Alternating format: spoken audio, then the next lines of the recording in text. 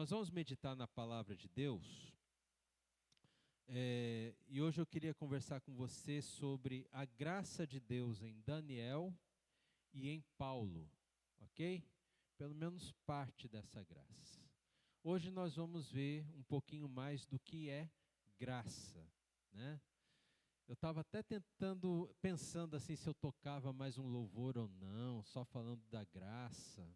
Eu não vou tocar dessa vez, mas tem uma música do Asaf Borba que fala sobre a superabundante graça. Não sei se a igreja cantou aqui anos atrás, mas bem atrás.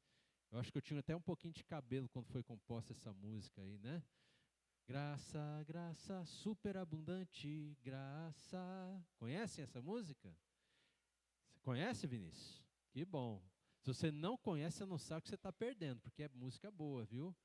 Olha, uma teologia boa, muito legal. Eu gosto mesmo. Superabundante graça. O que é graça de Deus, né, gente? Essa é sempre a nossa pergunta. Será que Deus, por exemplo, nos concede graça para o seguinte: digamos que eu estou aqui todo domingo, eu estou buscando ao Senhor, mas o mundo que eu vivo, o mundo profissional em que eu vivo, exige às vezes de mim algumas situações, algumas práticas que eu sei que não são aprovadas por Deus. Será que graça tem a ver com Deus, Ele fazer de conta que não viu que eu estou fazendo um negócio escuso, porque se eu não fizer eu vou perder cliente? Mas vai ficar tudo bem entre eu e Deus porque é a graça de Deus. Será que isso é graça, gente? Né? É uma boa pergunta, né? Ou então assim, ó, a coisa mais simples possível, que a gente até conversou um pouquinho semana passada. Eu só abro a minha Bíblia quando eu estou aqui na igreja. E eu só venho aqui na igreja uma vez por semana. Mas Deus, Ele tem graça por minha vida, Ele cuida de mim, Ele sabe quanto é corrido a minha vida, Ele não exige que eu abra a Bíblia durante a semana. Ele não vai ficar bravo comigo se eu só abrir a minha Bíblia no domingo.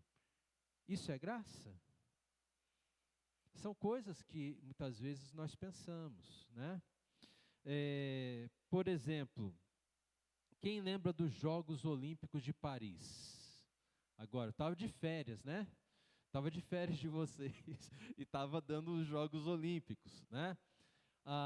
Uma das coisas que ficou bem claro para todo mundo é que nenhum atleta poderia fazer o sinal da cruz, não poderia fazer oração, falar de Jesus, quando fosse dar uma entrevista. Vocês lembram disso?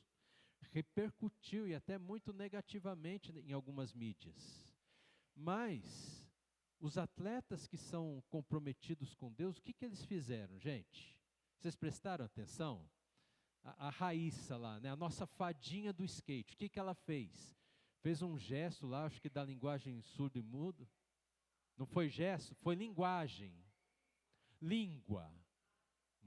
Desculpa a vergonha que eu estou passando, tá bom, Colandi? Isso, ó. Levar dura ao vivo assim, gente, é só para pastor mesmo, viu? Tá certo. É língua, né? A língua de sinais dos surdos. Agora acertei tudo. Graças a Deus. Meu Deus, deixa eu tomar um copinho d'água aqui, gente, que... Ai... Eu estou mais calmo agora, tá, gente? Tá tudo certo. Então, ó, ela usou essa língua para falar de Jesus. Outros atletas fizeram o mesmo. E essa semana, inclusive, teve um judoca, não lembro qual país, que ele fez o sinal da cruz antes de entrar no tatame. Sabiam que eu fiz judô, gente? Eu fui até a faixa branca no judô. Eu fiz judô. E ele entrou lá no tatame para lutar, acho que era oitavas de final, e perdeu. O sinal da cruz ou oração, uma coisa assim, ele perdeu. E sabe o que aconteceu essa semana? A federação dele suspendeu ele de todas as competições oficiais nos próximos 3 meses por causa do que ele fez. Isso é graça. Graça é você usar a língua de sinais dos surdos e ninguém te repreender quando todo mundo sabe que você não deveria fazer. E graça, igualmente, é quando você é suspenso por falar de Jesus. É a mesma graça. Antes de nós lermos os textos que eu quero conversar mesmo com você, abra comigo lá em Hebreus capítulo 11. Vamos só dar uma passeada ali que você vai ver como que isso que eu estou falando é uma verdade para nós. Hebreus 11.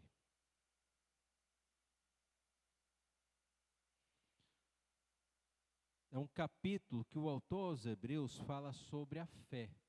É um clássico sobre a fé, um clássico bíblico sobre a fé. Certo? Então, lá no versículo 1 ele fala o que é fé, parece que é um conceito de fé que ele fala para nós, ó. A fé é a certeza de coisas que se esperam, a convicção de fatos que se não veem, pois pela fé os antigos obtiveram o quê, gente?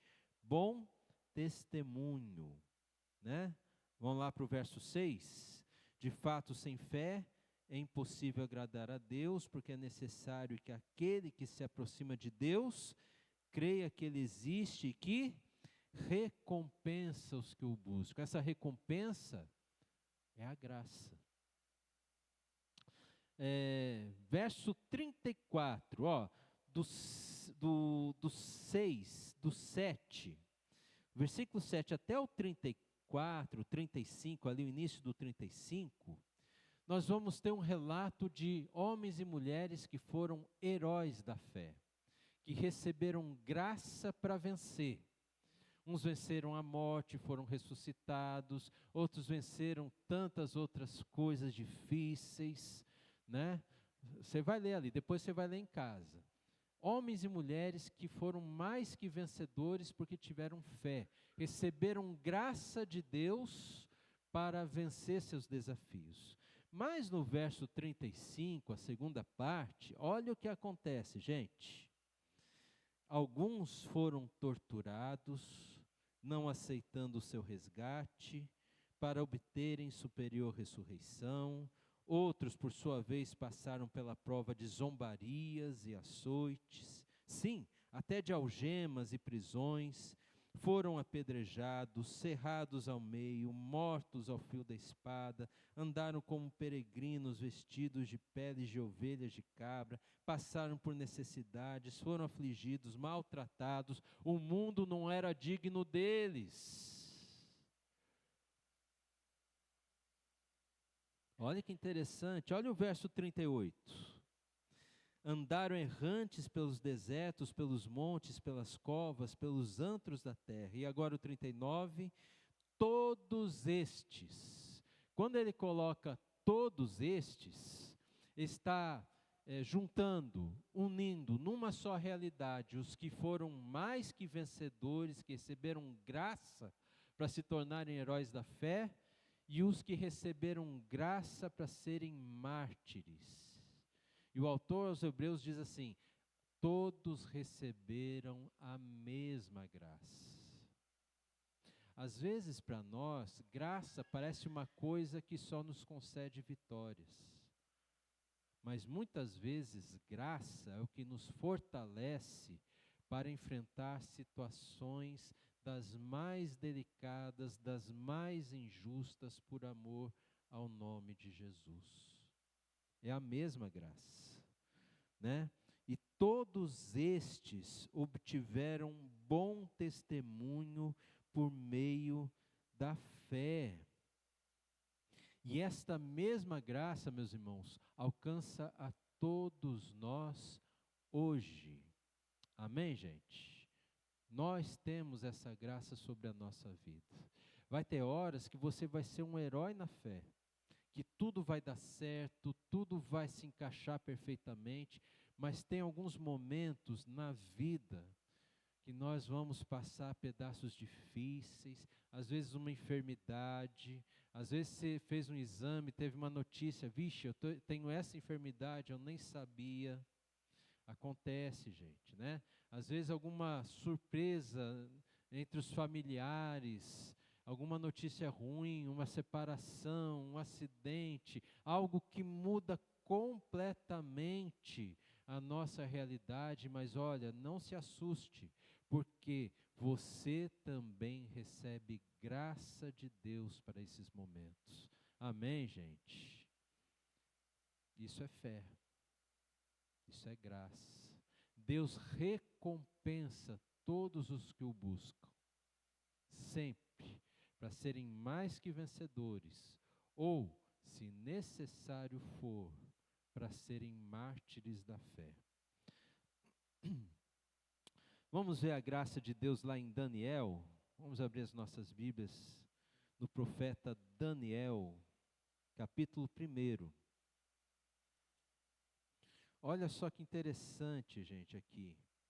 Nós vamos ver um homem que foi um dos heróis da fé. Lá em Hebreus parece que ele é até citado, né? Pessoas que fecharam a boca de leões, ou que tiveram a boca de leões fechadas, né? Daniel foi um desses. Nós vamos ler do 8 até o versículo de número 20. Todo mundo achou? Daniel resolveu não se contaminar com as finas iguarias do rei, nem com o vinho que ele bebia. Por isso pediu ao chefe dos eunucos que lhe permitisse não se contaminar. E Deus concedeu a Daniel misericórdia e compreensão da parte do chefe dos eunucos. Gente, olha, aqui a gente vê a primeira graça que Deus concede a Daniel. Tá certo? Daniel tomou uma decisão: eu não vou me contaminar em nada com essas finas iguarias e o vinho do rei. Muita gente, quando lê esse texto aqui, às vezes entende, alguns estudiosos entendem, que o fato de Daniel não querer se alimentar das finas iguarias do rei, o termo iguaria, parece que haveria um alimento que a lei de Deus para o povo de Israel proibia. Alguns entendem assim. Eu já faço parte de um grupo de pastores, de estudiosos que não entende assim. Eu não entendo que o Nabucodonosor, que é o nome do rei lá da Babilônia, ele fosse tão falto de sabedoria para ir até Jerusalém, porque ele mandou seu exército ir para Jerusalém. Jerusalém havia sido conquistada por Babilônia, e depois de ter sido conquistada, voltou um pessoal lá do exército para reunir jovens de Jerusalém, para fazerem parte do governo do Nabucodonosor. E eles iriam ser treinados. Hoje a gente mais ou menos seria o que é um concurso público, mas não é bem assim, né? Seriam treinados, seria investido neles para que eles fizessem parte desse governo. Então, o rei, sabendo que os judeus não comiam determinados tipos de comida, e ele queria que os servissem, ele não ia apresentar uma comida que fosse proibida para eles. Eu entendo isso, que não era uma comida proibida. Aliás, quando nós vemos que só Daniel, Azarias, Misael e Ananias tomaram essa decisão de não se contaminar, os outros jovens que não tomaram essa decisão provavelmente eram judeus. Não eram jovens de outros povos, mas do próprio povo de Deus. E apenas esses 4 tomaram essa decisão. Eles não queriam ser alimentados por Babilônia. Eles não queriam ser contaminados com o alimento e com tudo aquilo que Babilônia oferecia para eles. Eles não quiseram fazer isso, ok? E Deus concedeu essa primeira graça para eles. O chefe dos eunucos deixou Daniel não se contaminar. Amém, gente? Olha só. Graça é para quem está em plena comunhão com Deus. Graça é para quem coloca Deus acima de tudo, ama a Deus acima de todas as coisas. É o primeiro e grande mandamento. Amar ao Senhor nosso Deus acima de todas as coisas. E é por isso que Daniel e seus amigos resolveram assim. E Deus os abençoou, porque por amarem a Deus mais do que tudo, né, Deus lhes concedeu graça, tocando o coração do chefe dos eunucos. Versículo 12. Daniel disse ao chefe, ao encarregado de cuidar das comidas lá, né? Por favor, faça uma experiência com esses seus servos durante 10 dias. Dê-nos legumes para comer, água para beber. Depois, compare a nossa aparência com as dos jovens que comem as finas iguarias do rei. Dependendo do que enxergar, o Senhor decidirá o que fazer com estes seus servos. Olha só, gente, Daniel, ele se pôs à prova. Ele falou assim, prove a minha vida para ver se o que eu estou falando, se o meu Deus não vai me abençoar, né? Olha que interessante. O cozinheiro-chefe concordou e fez a experiência durante quanto tempo, gente? 10 dias. O que aconteceu no fim dos 10 dias? A aparência dos 4 jovens era melhor. E eles estavam mais robustos que todos os jovens que comiam das finas iguarias do rei. E com isso o cozinheiro-chefe tirou-lhes das finas iguarias e o vinho que deviam beber e lhes dava legumes. E olha o verso 17, a esses 4 jovens, Deus deu o conhecimento e a inteligência em toda cultura e sabedoria. Essa é a segunda graça, gente. Nos versos 15 ao 17, a segunda graça, aparência e conteúdo, muito melhor que de todos os outros. Aparência. Alguns falam erradamente que fazem o jejum de Daniel, né? Você já ouviu o termo jejum de Daniel? Daniel não jejuou, aqui ele comia. Esses legumes não era só cenoura, mas provavelmente legumes aqui é um termo mais genérico, mais geral, que tinha também verduras e grãos, e grão dá um pouco mais de sustento ao corpo, né? Então olha só, a aparência deles era muito boa, mas não só a aparência, mas também o conhecimento.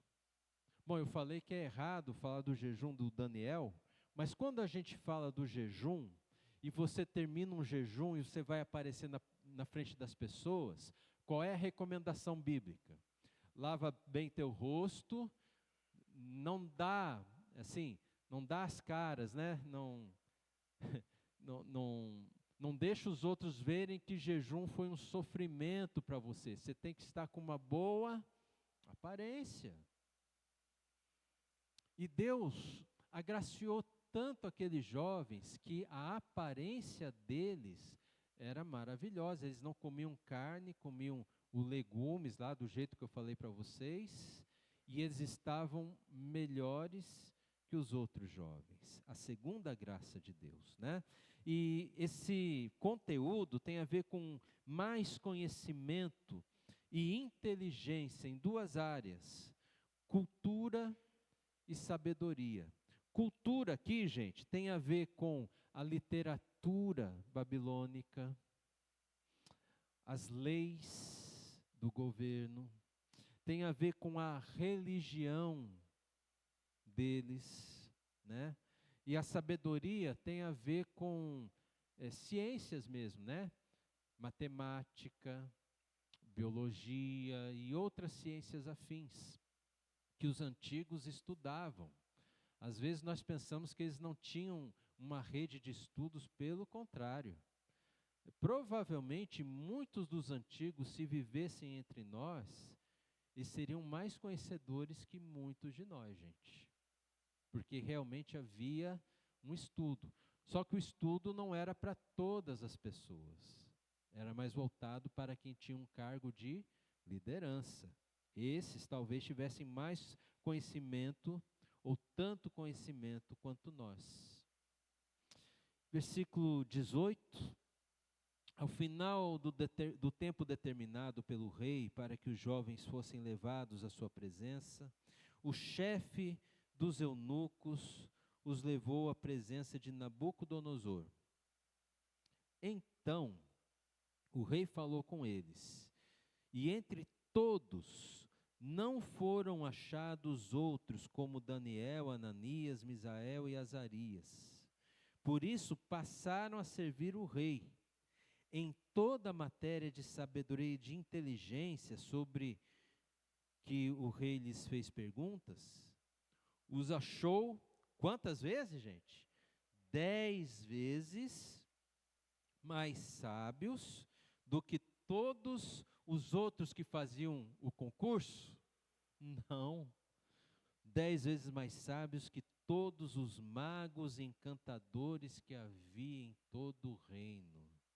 Eles eram 10 vezes mais sábios que todos os outros que já trabalhavam há anos para o Nabucodonosor. Essa é a terceira graça. Uma aprovação nas provas acima da média de todos os sábios que já trabalhavam no reino, gente.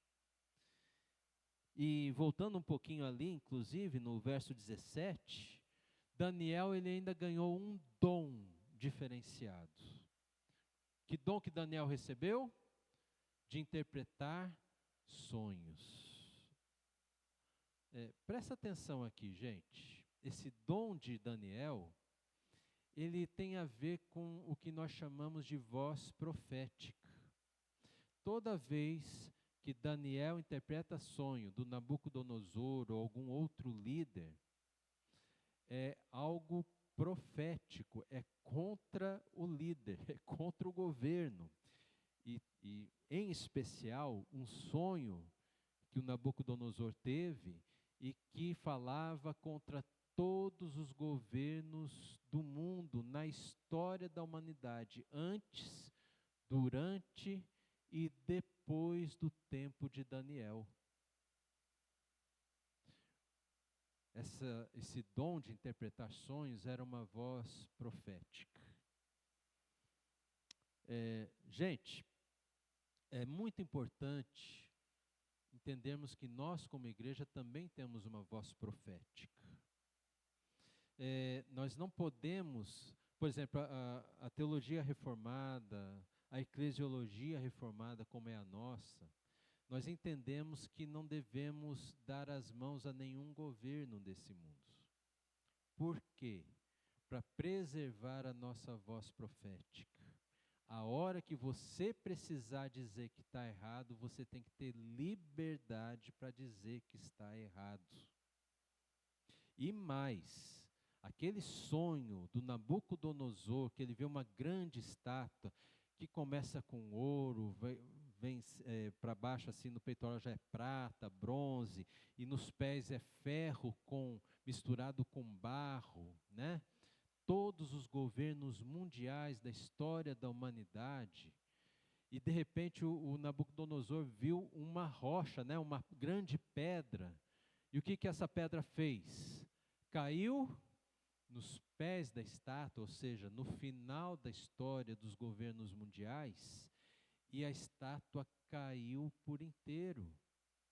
E essa grande pedra, meus irmãos, é Cristo.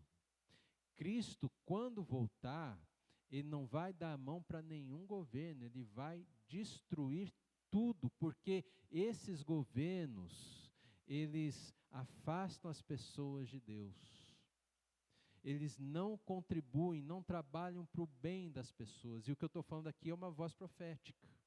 Eles estão interessados muito mais em si mesmos do que interessados no povo que sofre, independente da ideologia.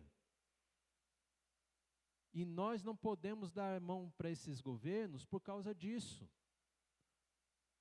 Nós precisamos proclamar a todos, olha, se você é líder, se você não é líder, o que importa para a sua vida é que você tem que se render a Jesus, e você tem que ter uma vida que agrade a Jesus, e fazer aquilo que Jesus espera que você faça, estando ou não no governo.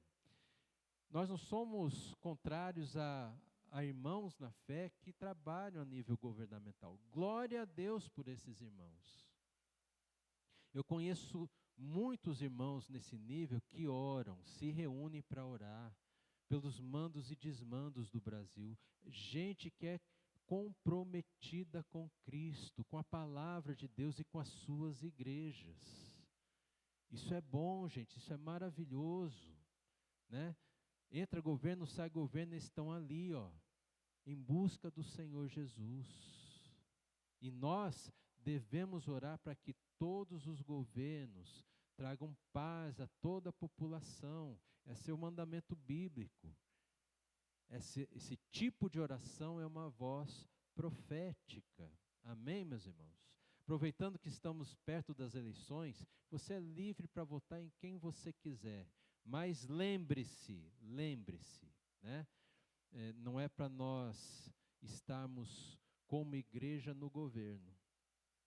Nós precisamos nos poupar para ter essa voz profética. E voz profética é uma voz que, se Deus mandar a gente falar, tem que ir até esses líderes e falar. Coisa difícil é chegar até eles. Mas se Deus assim quiser, Deus vai abrir a porta e vai usar quem Ele quiser, em nome de Cristo, em nome da igreja, para fazer isso. Amém, meus irmãos? É isso, né? Voz profética como a de Daniel, né? A igreja de Cristo precisa dessa voz profética. Isso é graça de Deus. Graça de Deus. É por isso que muitos líderes mundiais, como o COI, que eu falei lá das Olimpíadas, proíbe qualquer manifestação religiosa. Porque eles sabem que se alguma coisa estiver errada e um filho de Deus for levantado por Deus para falar, ele vai falar. E é por isso que eles proíbem. E, gente, o mundo está caminhando num sentido e de um jeito, e nada fugiu das mãos de Deus, do controle de Deus. Tudo está sendo preparado para um anticristo, e quando ele vier, realmente o povo de Deus não terá nem voz, nem vez, mas nós teremos algo que eles não têm. O que nós teremos? Cristo e a sua graça em nossas vidas. Amém, meus irmãos? A quarta graça, verso 21. Daniel continuou ali até o primeiro ano do reinado de Ciro, que é um outro rei de um outro povo. Ou seja, a quarta graça foi a longevidade do cargo. Gente, tanto Daniel como Azarias, Ananias e Misael, eles tiveram que enfrentar lutas para receberem a graça de Deus para estarem onde eles estavam. Você imagina 4 jovens chegando, ninguém gostou deles, ninguém dos que já estavam lá no governo.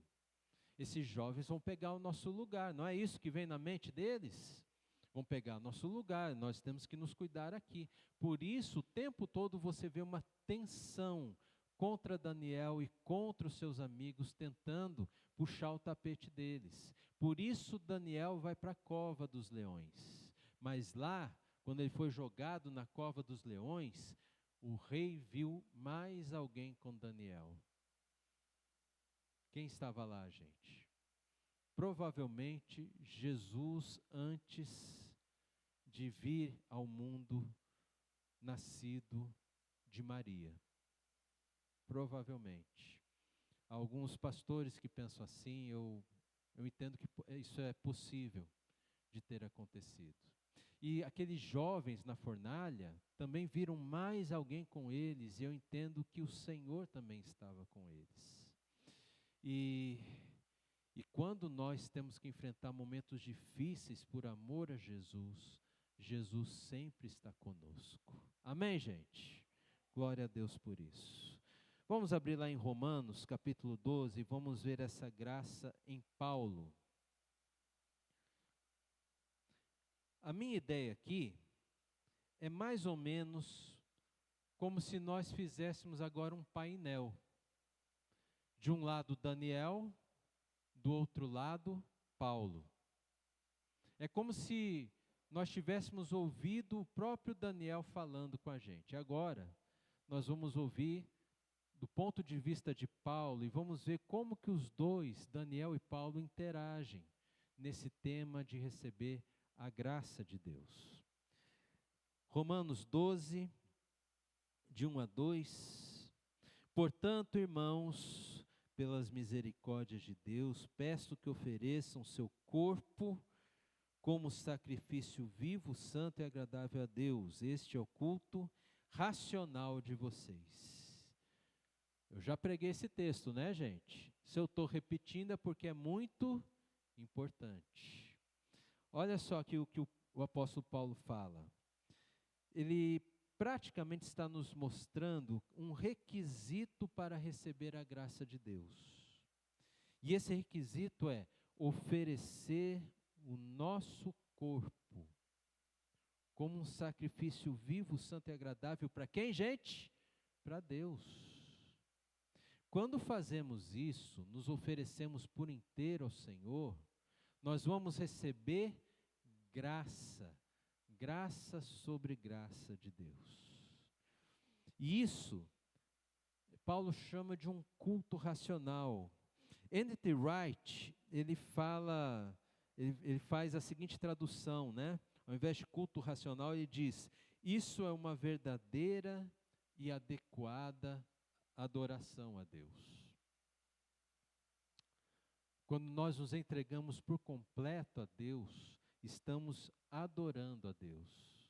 Estamos dizendo que Ele é o nosso Senhor, que Ele está acima de tudo e de todos na nossa vida, que nós amamos a Deus mais do que qualquer pessoa, mais do que qualquer outra circunstância, mais do que qualquer outra coisa nesta vida.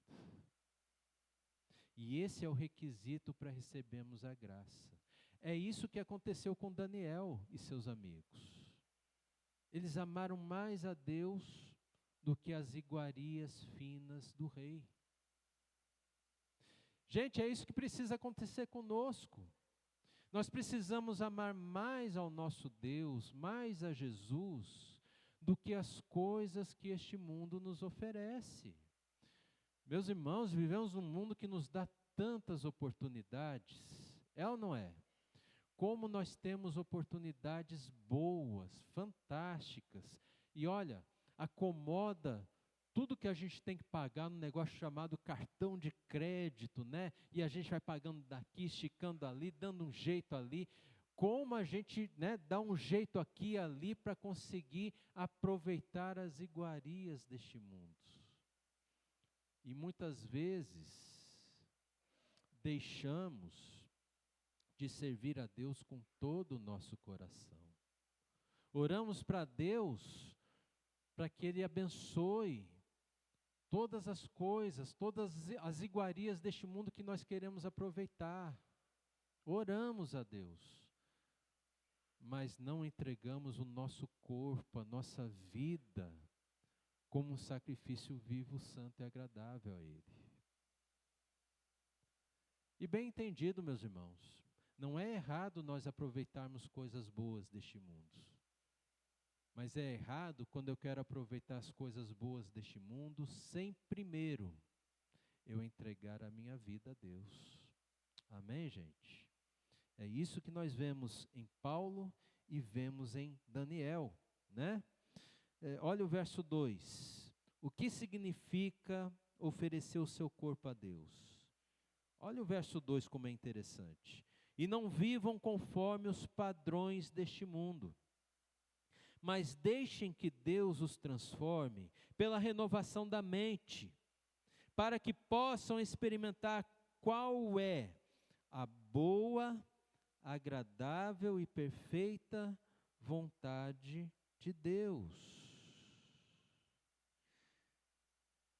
Paulo está falando o seguinte, olha, nós precisamos deixar Deus mudar a nossa forma de pensar, mudar a nossa forma de ver o mundo. Nós temos que deixar de seguir um padrão mental deste mundo para seguir um padrão mental de Cristo, de Deus. É isso que nós estamos vendo Paulo falar para nós. Se Daniel fosse interromper o apóstolo Paulo, Daniel falaria o seguinte: é isso mesmo, Paulo. Nós temos que nos alimentar mais de legumes do que das iguarias do rei. Mudar a mente, né? E é isso que vai nos proporcionar experimentar a graça de Deus por meio da vontade de Deus. Como que é a vontade de Deus? Ela é boa, agradável e perfeita. Às vezes eu me surpreendo como nós preferimos fazer as coisas do nosso jeito ao invés de fazer do jeito de Deus. Porque fazer as coisas do jeito de Deus é fazer conforme a vontade de Deus. A vontade de Deus é boa? A Bíblia diz que é, mas você crê nisso? Essa é uma diferença, né? Uma coisa é a Bíblia falar que é boa, outra coisa é você crer que a vontade de Deus é boa. É melhor que a sua vontade?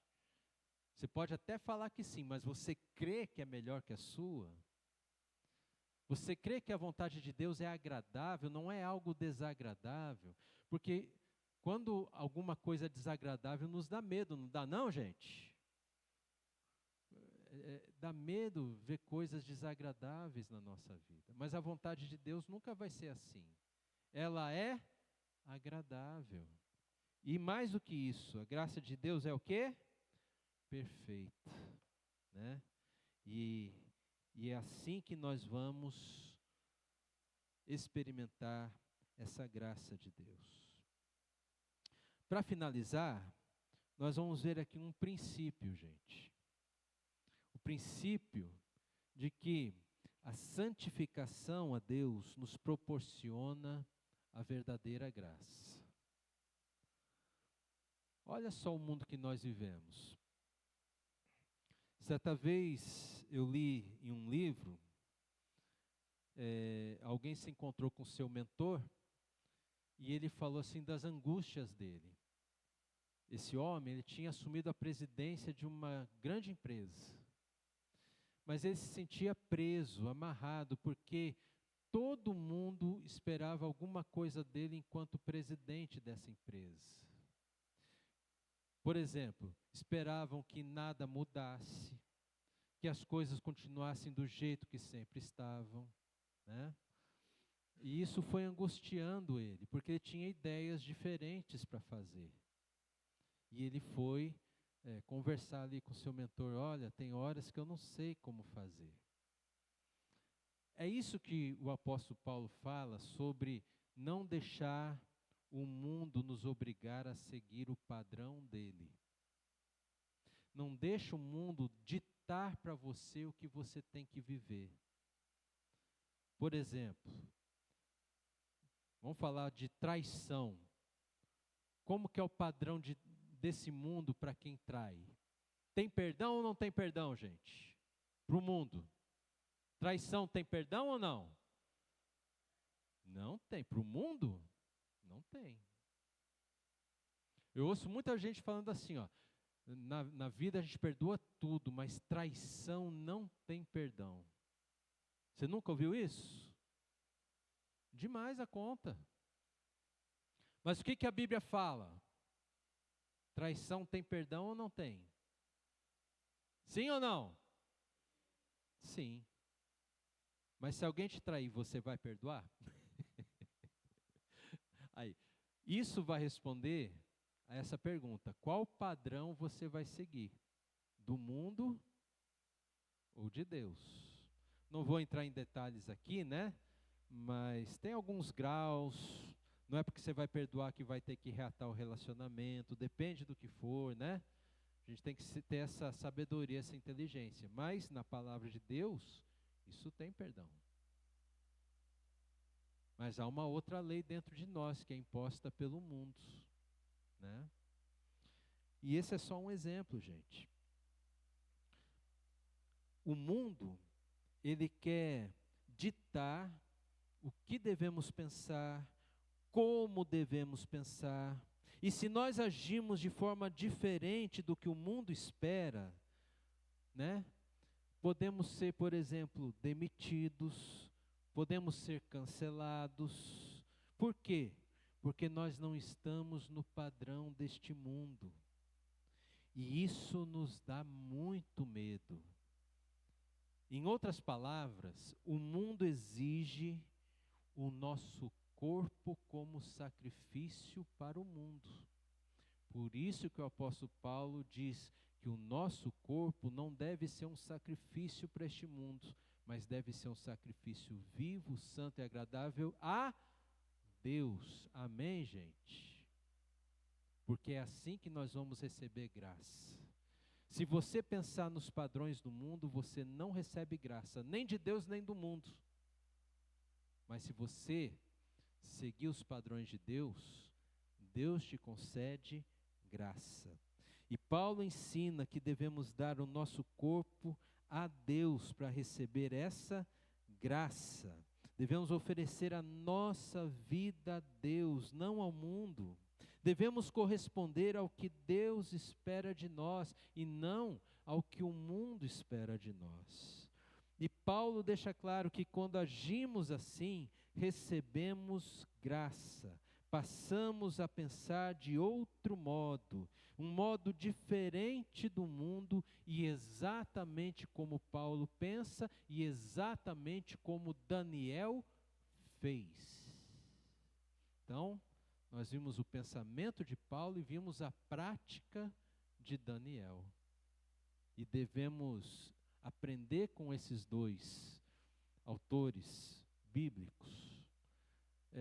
Devemos aprender a buscar essa graça de Deus na nossa vida. Amém, gente? Vamos finalizando já. Eu quero perguntar para você como é que está a sua vida hoje. Se você fosse responder a pergunta, padrão de quem você vive, você responderia padrões do mundo ou aos padrões de Deus?